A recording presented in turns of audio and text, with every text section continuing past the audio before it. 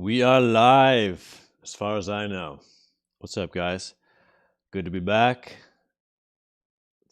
Thanks for the well wishes. Hope you guys are doing great too. Welcome to autumn. Summer is over. Shed a tear. Summer's my favorite season. Go out, swim in the rivers, and hike in the mountains and stuff. But autumn is beautiful too. Wherever in the world you are, hope you're doing well. Hope you're having a great porn-free week. Just finished my group, Rebooter Support and Discussion group that I run. We have 3 meetings each week, and I think it's one of the best things that I've done in this endeavor to help people quit porn, because it's consistently been a powerful experience for the people who are a part of it. And it's not just about me connecting with people, it's about others connecting with others who are on a similar journey. And I've been grateful to be a part of it. And it's only $40 a month. You guys should get in on it. You can click my link tree down below and check it out. The group, it's called Rebooter Support and Discussion Group. And we have 3 meetings a week. A lot of people come to 1 meeting a week, but let's see. Looks like we already have a couple of questions, so I'll get into it. As more people drop in, put whatever you'd like me to talk about in the chat. This is, free place for us to talk. You're anonymous, relatively, and so you feel free to ask whatever. I'm going to be answering as bluntly and honestly and helpfully as I can. You guys probably know me. You know me from my videos. No BS. So ask me whatever you like. Don't hold back. Maybe share a story if you want to. It doesn't have to be a question. If you just want to share something, maybe something you've learned on your own journey or an experience you've had that was transformative, I'd love to hear it and share it with others. First person to post says, I'm 9 months in. I have ED. I've not recovered. 9 months of nofap. 9 months can feel like a long ass time. I know. And I don't know any more details on what you shared with me there. I don't know if you've been consistently porn free or had your relapses. I don't know if you've maybe been continuing to masturbate without porn, or if you've been on hard mode, or if you've been trying sex. I don't know any of those details. But just from what you told me, I can say that that doesn't mean there's no hope. Most of you guys know Gabe Deem of Reboot Nation. I think it was at least 9 months for him before he started seeing any progress. And now he's married, got his first, I don't know how much details to share. I think he shared that. Yeah, he's doing great. He's doing great. He's fully recovered. And yeah, I would really encourage you not to give up hope. But at the same time, I can't guarantee that there's not something else going on. I haven't examined you. I'm not a doctor. So definitely look into getting an appointment with a urologist, getting some tests done if you're worried that something else might be at play, especially if you haven't had an erection at all in a while, like you don't get any morning wood, you never wake up at night with an erection, you don't get any erections whatsoever. Even if you were using porn, that would be a definite sign that you should go get some doctor time and get some tests done. Next question is, what's the universal way of not relapsing? Well, universal way, guaranteed, would be to strand yourself on a desert island with no access to any pornography or internet connection. That would be a pretty guaranteed way of not relapsing, as long as your definition of relapse doesn't include porn fantasy. But see, the mind is a very powerful thing. And even without any resources at all, you can still kind of relapse just visualizing pornography and remembering pornography and masturbating to that, and hold yourself back from really, truly recovering. So really, it's not as important to be sober as it is to recover. And the difference between those is that sobriety is about what you're not doing, either not using porn or not masturbating to porn-inspired images or fantasies. Recovery is about actually changing your life and changing how you relate to your own sexuality, changing how you cope with your emotions, changing how you handle triggering situations, and actually fulfilling the real core emotional needs that go unfulfilled long enough and push us toward compulsive and addictive behaviors. If you have a real need of like feeling connected to the people in your life and you don't know how to actually fulfill that need in a healthy way, and early on in life you started using porn and felt like that helped when you were feeling the pain of that unfulfilled need, that can easily become an ingrained behavior and an emotional coping mechanism. And real recovery requires that you learn how to deal with those needs in healthier ways and actually fulfill them.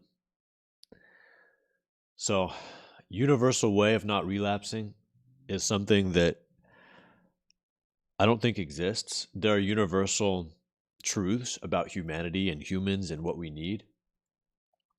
And there are certainly lessons that I teach over and over again that help. But each of us as individuals, each of us has our own personal situation, our own devices, our own emotional needs, and our own relationships. And so it needs to be tailored to that individual. And that's something that a coach like me can help you do. But ultimately, it's up to you to experiment and find out what works for you. First time in your video, so happy to see the angel live. I guess I'm the angel. I do not call myself an angel. I'm just a man like many of you who grew up using porn and realized later than I would have liked, looking back, how harmful it was for me. And I just don't want young guys like I was to be caught in that trap for years without any information allowing them to break free. Good afternoon, Noah. In a binge cycle, the last 12 hours, 7+ porns. I think it means like he's used like 7 times in the last 12 hours. 32 years old. I've been focused on trying to quit for over 10 years. Haven't made it to 90 days. The inflamed lust rules over me. Thank you for being here and sharing that. 12 hours. Like you're in crisis mode right now.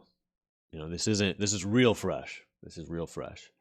And the fact that you're here instead of doing it for an 8th time tells me that you, at your core, you're tired of this and you want to break free. You want to break out of that cycle. And yeah, I've worked with people who, use like a dozen times a day. And it's just such an ingrained part of their life. And I've worked with functional addicts and I've worked with non-functional addicts. Functional addicts being they're able to like hold down a job and hold down their responsibilities, not let their life fall apart while they're using. And I've worked with people who were not able to maintain even those boundaries.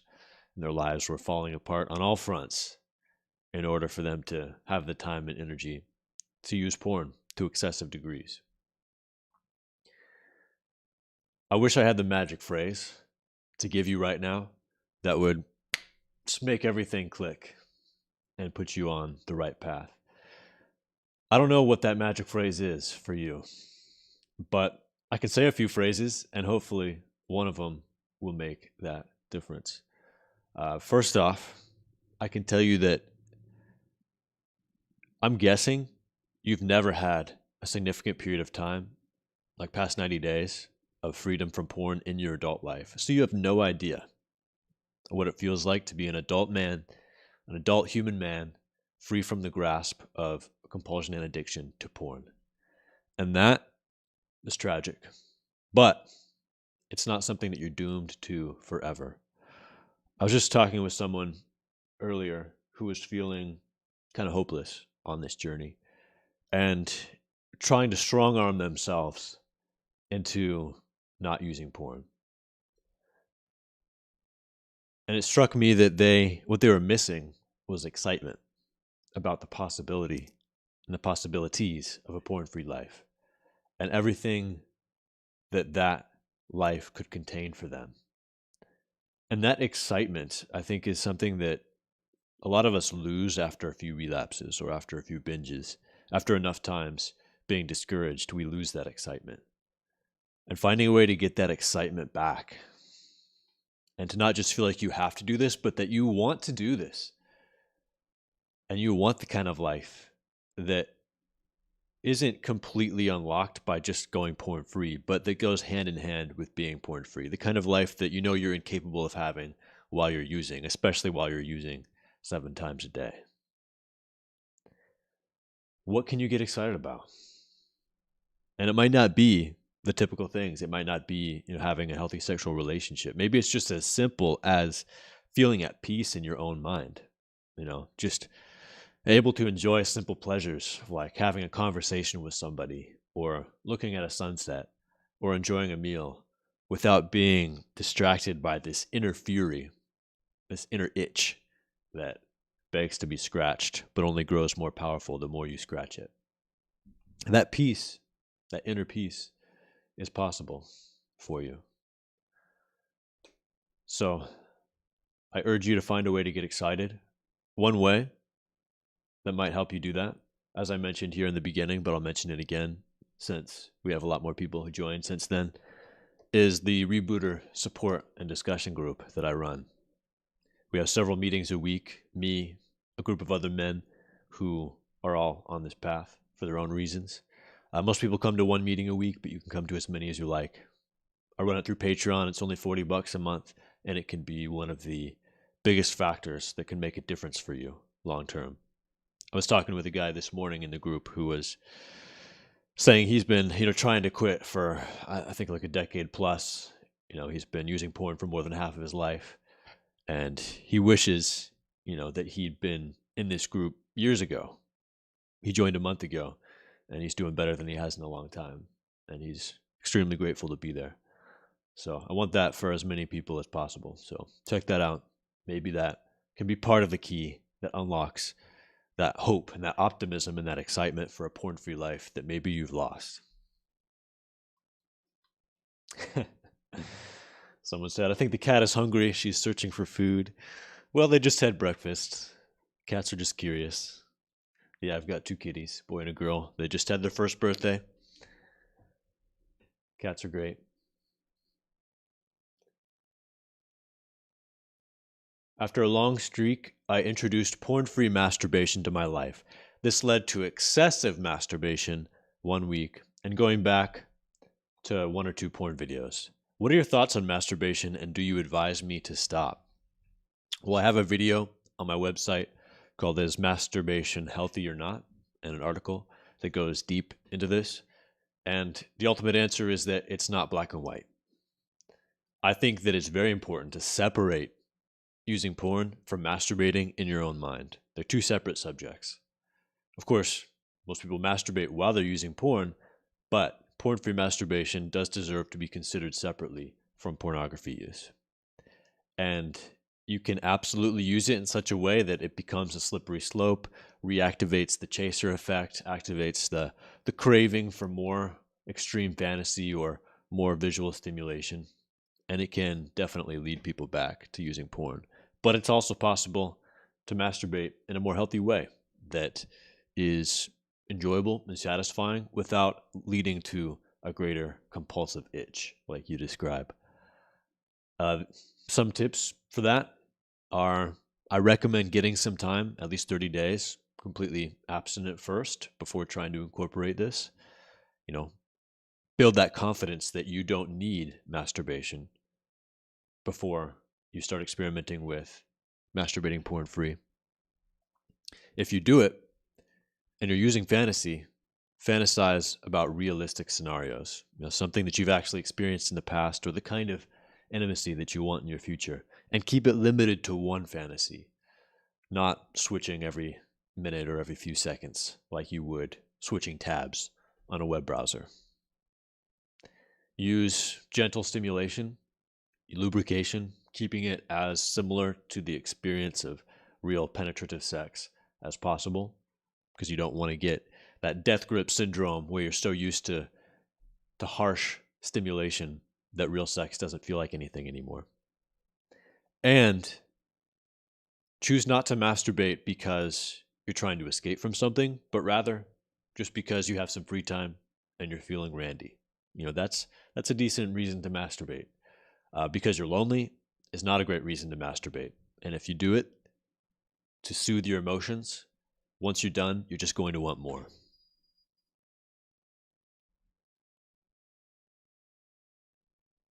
Any advice if someone wants to speak more on the harmful effects of porn consumption, just like what you do? How do you make your message more effective? Well, I don't teach people how to do what I do. I think a lot of us come to it, in our own way. I just started sharing. I started writing, wrote my book, started making videos, um, got an opportunity to speak live in a couple of places. I think learning how to do it is best done just by doing it. If you really care about this and you really want to speak out, just look for opportunities to speak out in whatever ways you can. And don't expect, compensation or to make a living out of it, at least not at first. Just do it because you think it's important and find the opportunities where you can to speak out. I'm actually going to be on a live radio show coming up in early October, and they were asking me if I had any clients who would want to speak out along with me, who would want to come on the show and tell their own story. If that's something you're interested in, or someone else in this live is interested in, email me. Maybe we can make it happen. Maybe that can be your first time really speaking publicly about this. Email me, noah@coachchurch.com. If that's something you're interested in, tell me your story. Tell me why you want to speak out, and maybe we can make it happen.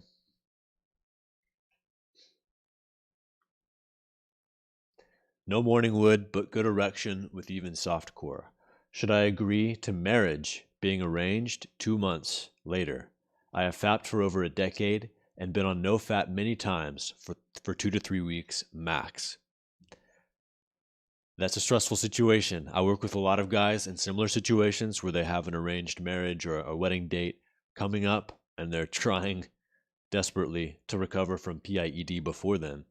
And often in those cultures, I'm not sure which culture you're in, but in a culture where arranged marriages are commonplace, it's very important to be able to perform sexually soon after getting married, or else you're in danger of the marriage being annulled and public humiliation. And that's a really tough situation, a high pressure situation in which to recover from PIED. Hopefully, you can take the pressure off, at least in part, by being communicative with your upcoming spouse about this. If you're sure that it's PIED, then one thing that's great about that is that it's certainly reversible. PIED is reversible. And 2 months may be enough time to be able to have sex. It may not be. If your future spouse is aware of this and isn't in that much of a rush and is okay with being patient once you're married and being patient through that process and supportive through that process, it doesn't have to be a huge deal. But going into it without talking to anybody about it, without speaking with your possible fiance about this part of your life, man, that would be a stressful situation that I wouldn't want to enter into. Whatever you do, it sounds like you're in that time of your life where marriage is coming up for you, whether it's this person in 2 months or another person a year from now. And that means that it's critical for you to work on this part of your life and not just go 2 or 3 weeks porn free and then relapse and be caught in that cycle, because that's not going to get you where you want to go. So I encourage you to do whatever it takes to get out of this cycle now and to work with me to do it. And if it's not me, then work with somebody else. Work with somebody. Get into a program, get into a coaching relationship, because it's this is the time. And if you don't do this now, you're going to regret it. 10 years from now, hopefully this isn't what happens, but 10 years from now, you'd be looking back on the opportunities you had to get married and start a family, and maybe you're still using it that time.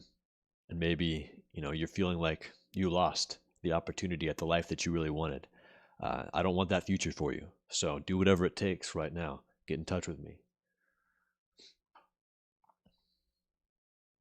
How would you help someone whose core emotional need is intimacy and identify this as a relapse trigger, but who cannot form a relationship at the moment? How to kill the desire for intimacy? Well, intimacy is an interesting word that you chose to use. Intimacy doesn't necessarily mean romantic or sexual intimacy. And a lot of us might feel like that's our need, and it is in part, but having other forms of intimacy with friends and with family members, emotional intimacy, can fulfill a lot of that need as well. Being able to open up and talk to people in your life about what's really going on inside your heart and inside your head, and allowing for that emotional intimacy can go a long way toward making you feel less lonely, feel more connected with the people around you. There's a book an audiobook I've been listening to recently by Brene Brown. And if you've been following me for a while, I've mentioned her before. I like her approach. I like a couple of her TED Talks where she talks about guilt and shame. She's labeled herself a shame researcher before. And in this most recent book, she's talking about the breadth of emotional human experience and all the different emotions that humans experience, and really diving into the definitions of these emotions and what they mean and what they feel like, and giving the reader the language to talk about their emotions. Because if you don't have the language to label your emotions, you don't have the ability to understand them and to process them and to share them with others. What is the name of this book? Well, let me search for it because I forget. Atlas of the Heart is the name of the book. Atlas of the Heart, Mapping Meaningful Connection and the Language of Human Experience. So if you're emotionally illiterate and not sure how to talk about your emotions or connect with others, that can be a good place to start. Check out that book. Noah, it's been 20 months and I think I'm still in a flat line, having soft erections. I mean, Noah, why is that? I haven't relapsed to porn. 20 months. I don't envy your position. Long flat lines suck.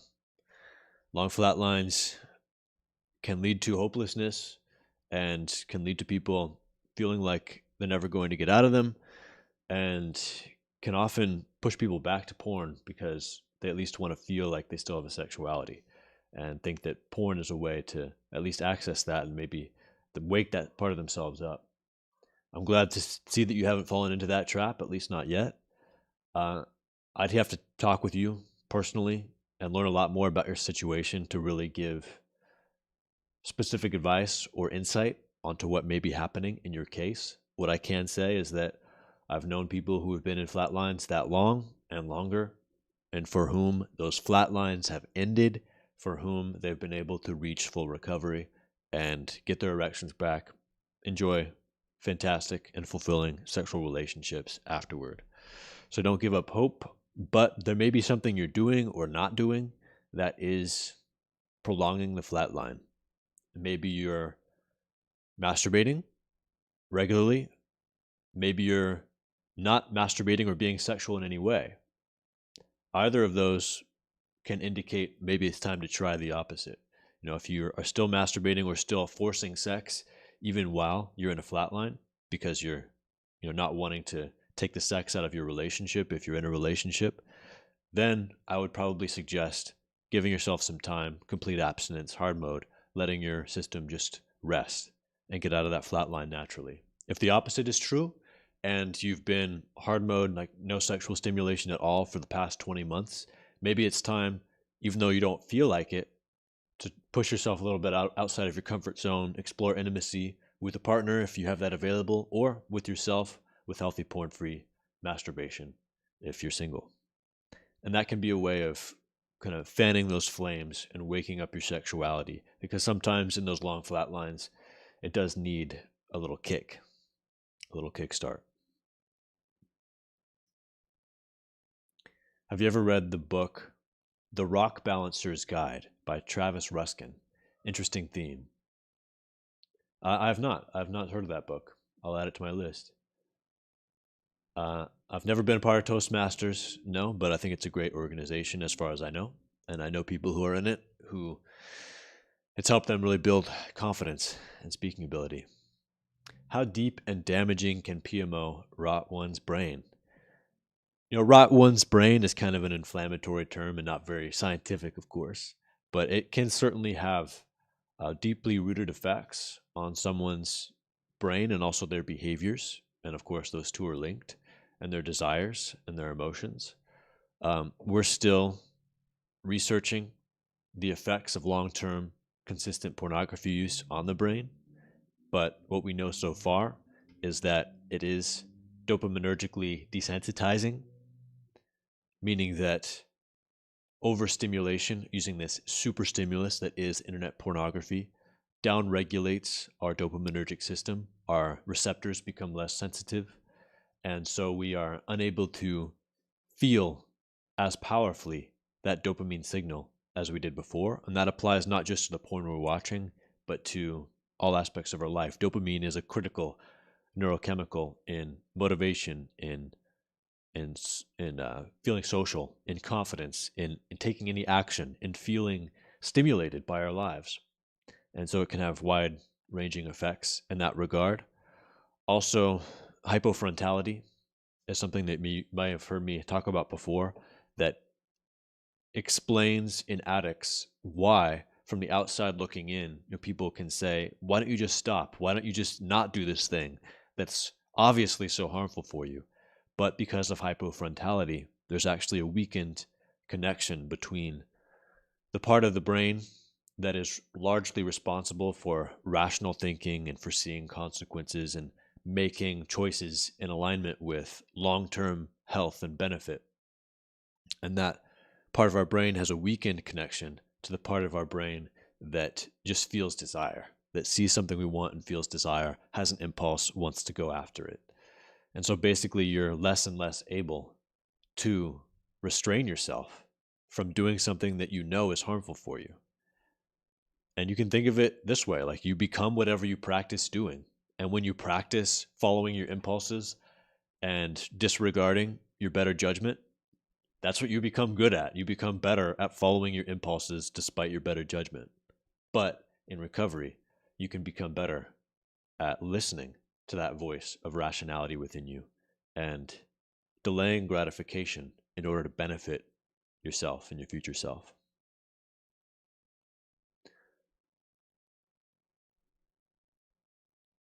One of my friends, I'm guessing, quit porn watching in 2013. He informed me that since then, he has been struggling with emotional problems.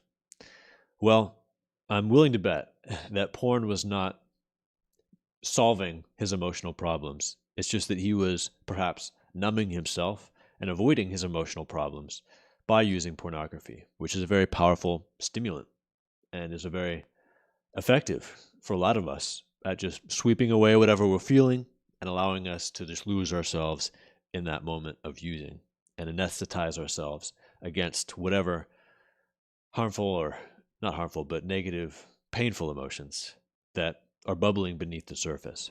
And when you remove porn or whatever other safety net, safety blanket, comfort blanket, compulsive behavior or substance, then that reveals what was bubbling beneath the surface. And then you have an opportunity to deal with those emotional issues in a healthier way. But if you don't, yeah, they're still going to be there.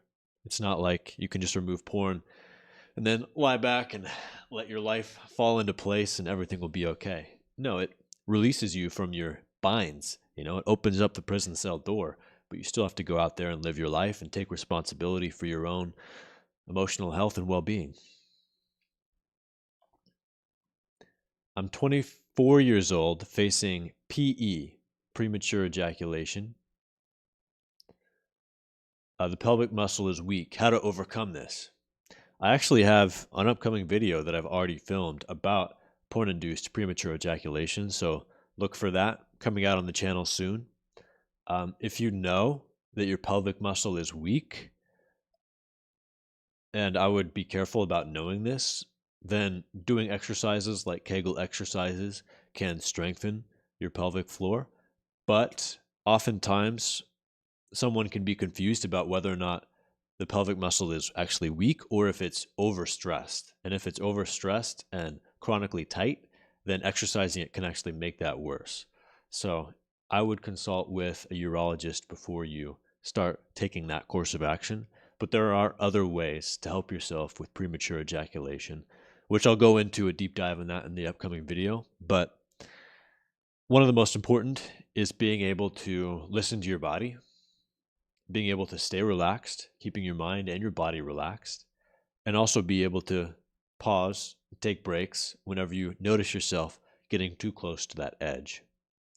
And when you're able to do that, practice deep breathing and relaxation and pausing when you need to, and you're able to do that several times in succession, you can often get to a point where you're able to reach a steadier plateau where you're able to enjoy a sexual experience for longer without getting right up to that edge.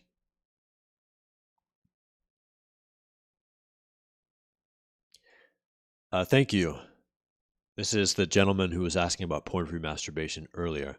I'll read the article. I have to say I don't know how to detach the two, meaning detach porn from masturbation.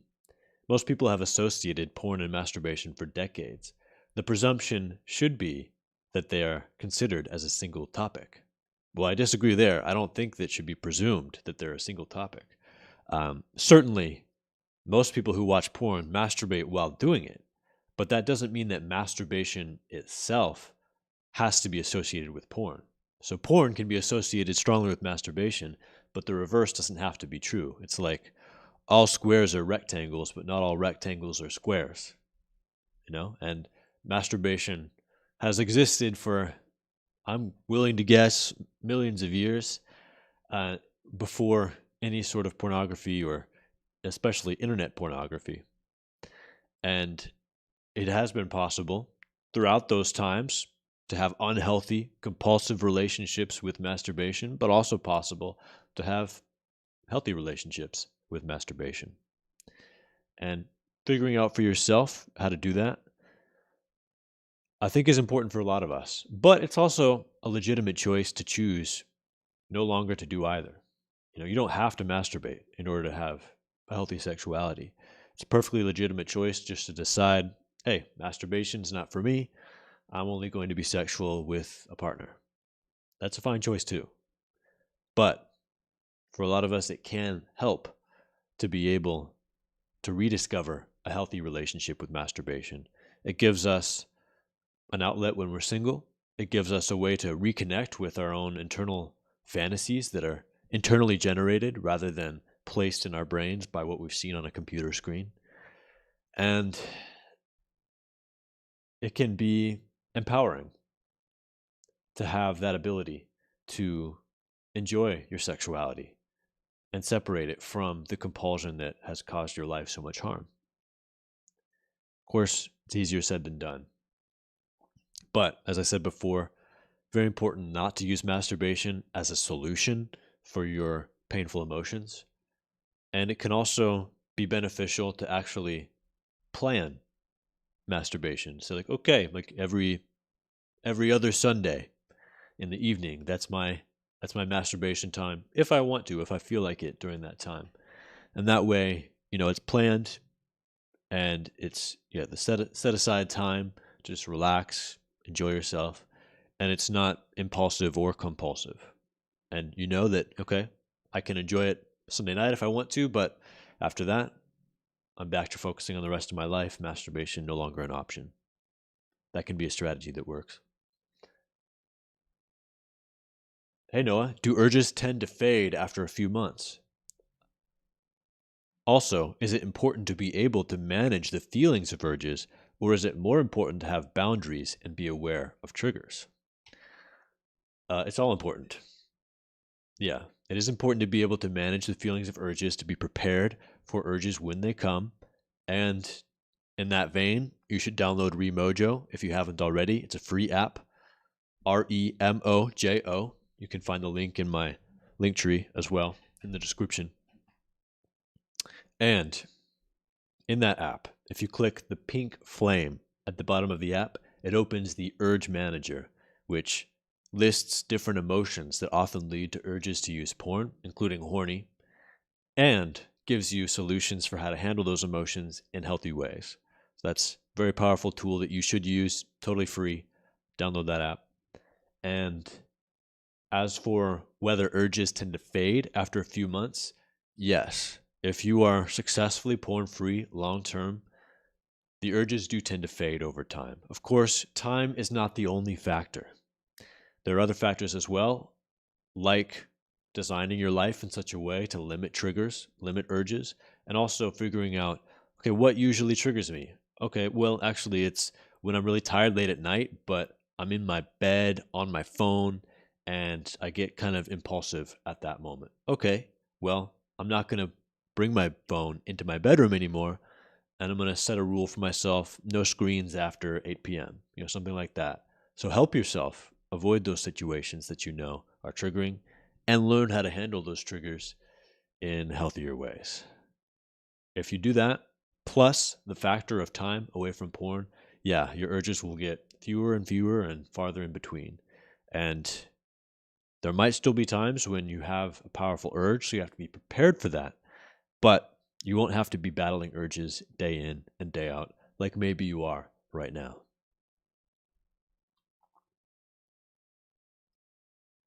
How do you know PIED has ended? Do morning erections reappear? Any other sign? I don't understand what exactly flatline and its end mean. All right, well, first, how do you know PIED has ended? Best way is to have successful sex, but I know you probably want signs to look to understand, okay, I think I might be ready before you take that risk and take that plunge to try sex. So, yeah, morning erections becoming stronger or more frequent. It doesn't have to be morning strictly either. It can be just random erections throughout the day, or while you're sleeping, maybe you wake up and notice that you have an erection and it's stronger than it used to be when you were using porn. More qualitative attraction, more experienced attraction to real people in your life or people that you see, out in the world. If you are dating or experiencing closeness and intimacy, maybe you're cuddling, maybe you're kissing, you're close with someone, just notice how your body is reacting to that. And if you're noticing an erection, that's a great sign that the PIED is becoming relieved or maybe is gone entirely. But the most critical thing I would say is that you're not ever going to be 100% sure until you have consistent experience having good sex. So don't wait until you're 100% sure. Instead, set yourself up with a situation that's going to be safe for you to feel like you can try and fail. What do I mean by that? I mean talking to your partner or whoever you start dating about your experiences and your history and your journey. And you can search for my website for like how to tell her about PIED for a more complete guide on how to have that conversation. But having that conversation, having a partner who's understanding is going to set you up with the ideal situation to be able to just relax, enjoy yourself, not worry about the consequences of failing because she knows or he knows and they're understanding and supportive. And if you combine that with trying once you've seen these signs like more frequent morning wood or having an erection while you're kissing, then you're most likely going to encounter success fairly quickly within a couple of weeks. Sir, I'm 28 years old. I have ED from 13 years. All tests are normal. 5 years of ED. Oh, okay. 1 or 2 times sexual experiences. Now 9 months, no FAP hard mode, but I'm not recovering. Okay, so you're 28. You have ED. You've been using porn for 13 years. Your medical tests are normal. You've had ED for 5 years. You've had a couple of sexual experiences, but now you're 9 months porn free. Great. First of all, congratulations on that. If we were in a coaching call, I'd start asking you questions like, okay, like what, have you seen any changes? Have you felt like you've been in a flat line this whole time, meaning just no sex drive at all? Or have you noticed times where you had some arousal, times where maybe you were with someone and you felt very attracted to them, or you had more sexual dreams and woke up feeling aroused? I would start asking these types of questions to gauge whether or not you've just been purely in a flat line or you're seeing signs of life and signs of recovery. At 9 months, a lot of people want to wait until they feel confident in their erections before they start to date. But once you get, past 9 months and you feel like you're stable in your porn-free life, I wouldn't necessarily wait anymore to date. And it doesn't mean you have to push yourself and put a lot of pressure on getting a date or building a relationship, but be open to it is what I would probably say to this hypothetical client. And be able to have that conversation about the situation that you're in with those people that you're starting to date. It's not going to be the first thing you say once you sit down to dinner, but after you've been getting to know each other, there's a spark, you've been kissing, things are escalating. That's when you would open up about your situation. And sure, is it possible that you might scare that person away? Of course. But most people, especially most women, are going to be very patient with you if they see, like, wow, this guy, not only is he fun to be around and we have this spark, but he's also like open. He has the courage to be vulnerable. He's like trying to better himself. Yeah, like this is a really valuable man. This is someone that I don't want to lose, so I can be patient about the sexual aspect. But as far as telling you exactly, what to expect over the next 9 months of your recovery, I can't. I could have more insights if we speak personally. So if you want to schedule a call with me, you can learn how to do that. Link tree below. Your app does not work in my Samsung Tab. I think that means tablet. Yeah, it's for smartphones. So if you don't have a smartphone, sorry, you're out of luck. Hi Noah, what's your thoughts on people who escalate to gore content and worry that they are mentally sick? Thanks. Well, I'm going to expand it away from just any one fetish or any one extreme type of pornographic content, because a lot of people I work with escalate to content that is disturbing to them, and they think, man, like, am I a sick guy? Am I a pervert? How am I ever going to find a partner who's going to be interested in this? And that can be very defeating. That can be very damaging to your self-esteem. It can cause you a lot of shame. It can make you feel like you don't deserve recovery. You don't deserve a real relationship. And to those guys, I say, it sounds like you've escalated to this over time in your porn use.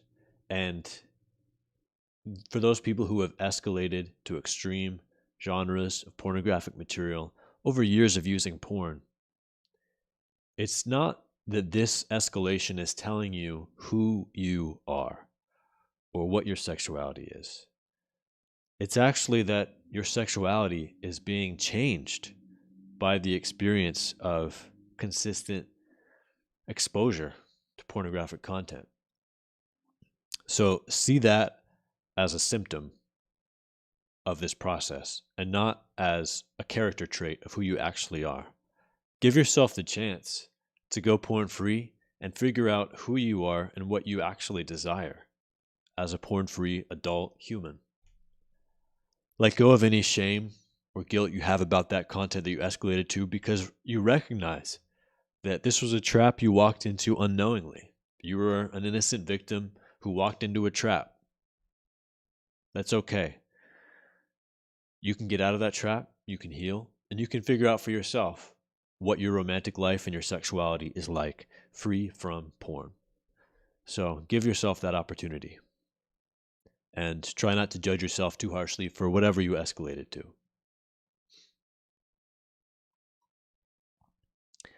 I relapsed after 80 days clean. One relapse is followed by many relapses. Sorry to hear that, brother. I'm a strong supporter of semen retention. It can do wonders in my life. As the same person. Yeah, a lot of people get into that long form cycle of being able to be porn free for a month, 2 months, 3 months, longer, and then fall back to it. And that cycle can be just as damaging as the cycle of, 2 or 3 days before you relapse to porn. Because it keeps that part of you that is addicted alive, and it keeps that addiction strong.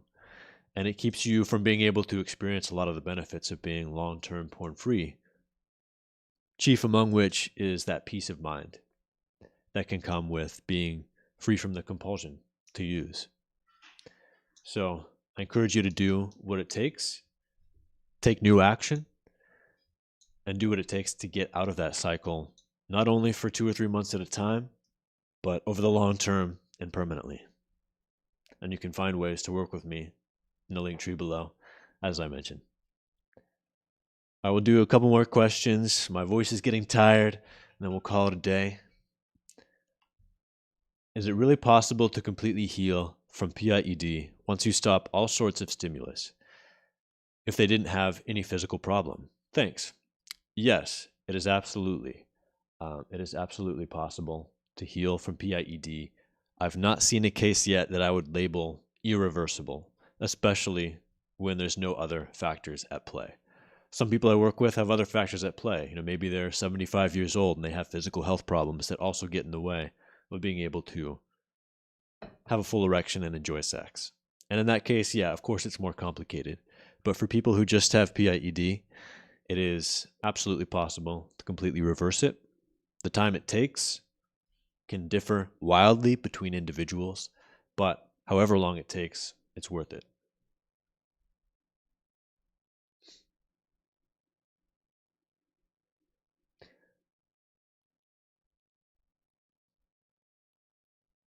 Okay, this is an interesting question. Many female porn stars die at an earlier age than others, usually by suicide or drug-related. What can you say about this, and were you aware of this? Yeah, I was aware of this. On this channel, we talk mostly about the effects of pornography on the users, on the consumers of porn, but the effects of creating pornography on those people who are featured in those videos can be devastating as well. And I'm not going to say it's universal. I'm not going to say that there's nobody in porn for whom it's healthy and they enjoy what they do.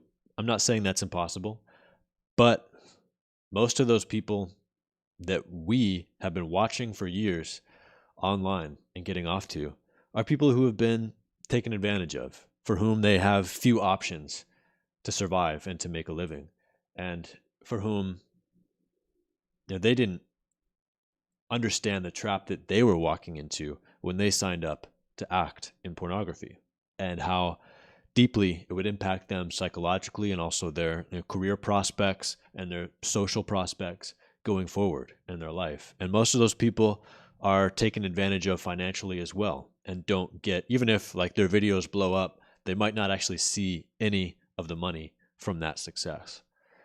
And so yeah, it's an industry that thrives on a predatory behavior, on being predatory towards not only the consumers and hooking us and making our behavior compulsive to create a consistent customer, but also predatory on the people who are involved in making that content.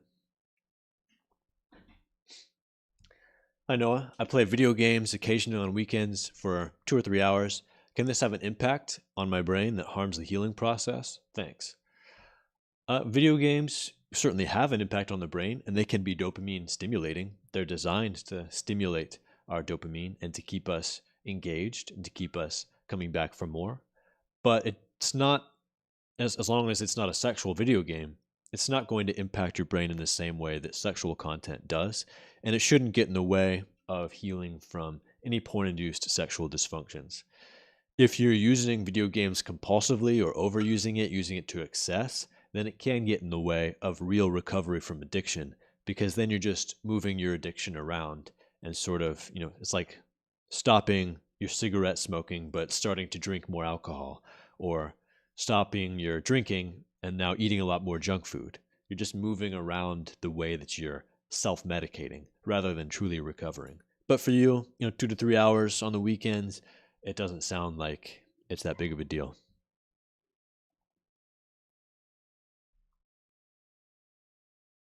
I was clean for 84 days, and then yesterday I fapped without watching porn, only once. Did I lose all my progress? No. As I was saying earlier, I encourage people, please separate using porn from masturbating in your mind. I'm not saying masturbation is always great, it's always okay. Sometimes it's harmful as well. But if you conflate the two and then something happens like just happened with you, and you feel like you lost all your progress. I've seen that so many times cause guys to just throw in the towel and say, like, I might as well just enjoy being at the bottom of the well again and use porn. And that's not something that I want for you. So learn whatever you can from this experience. Try not to judge yourself or blame yourself too harshly for this. Learn what you can. How did you feel about it? Did it feel okay afterward? Or did you feel like it reactivated a lot of your desire for porn? Learn what you can from the experience and use it as a platform to jump off of and leap forward. It certainly doesn't erase your 84 days at all.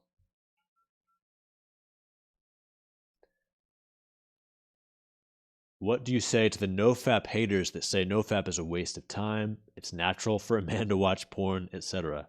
Are they right in any way? I don't I don't know how many people I've encountered who said it's natural for a man to watch porn. I mean, there's nothing natural about so much of our lives now. There's nothing natural about live streaming to people around the world through a camera. There's nothing natural about speaking to this hunk of plastic and glass instead of looking people in the eyes while I speak. Natural is a word that's almost meaningless in this day and age. But for people who say nofap, is a waste of time, I think they're just ignorant. And I don't say that as an insult. I say in like the true sense of the word, they just don't know. A lot of people in this world have opinions about things that they really don't know that much about. And if you're in this live stream, you're probably someone who knows a lot more than them because you've done a lot of research. It affects your life personally, and you've experimented with it personally. So don't let the opinions of others cause you doubt, especially those who don't have any authority or knowledge that would cause you to listen to their opinion on this matter.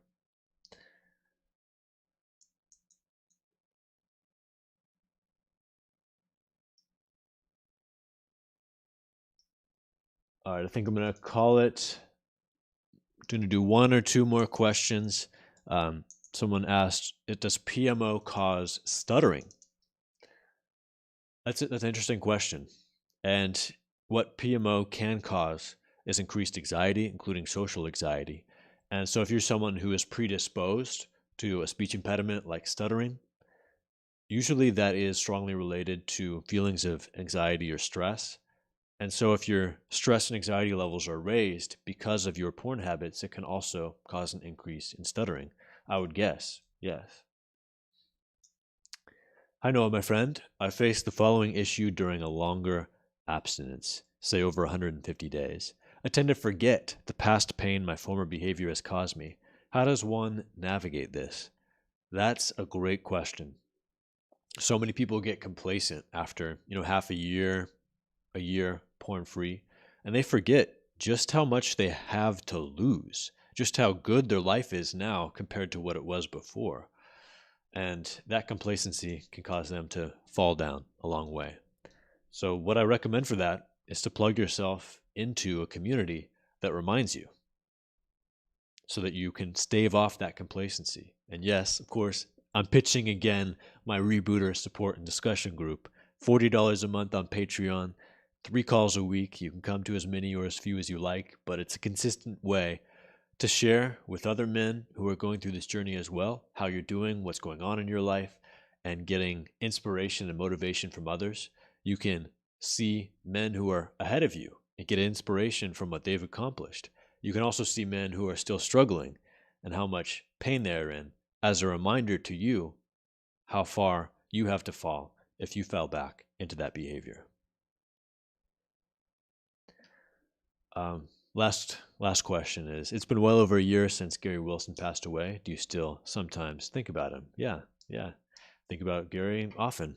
He was a hero to me and someone who changed my life before I even knew him and changed my life more once I knew him. He was a great guy. And someone I was close to and looked up to a lot, and someone who the work that he did, yes, it will leave a lasting legacy on this planet, but also just who he was as a person with the people in his life is going to leave a lasting legacy with those of us who knew him. So yeah, definitely. Thanks for a great stream, everybody. We'll end it now. As I said before, go down to my link tree below if you want more resources, and I'll see you on the next live stream in October. All right. Peace, everybody. Have a wonderful porn-free day.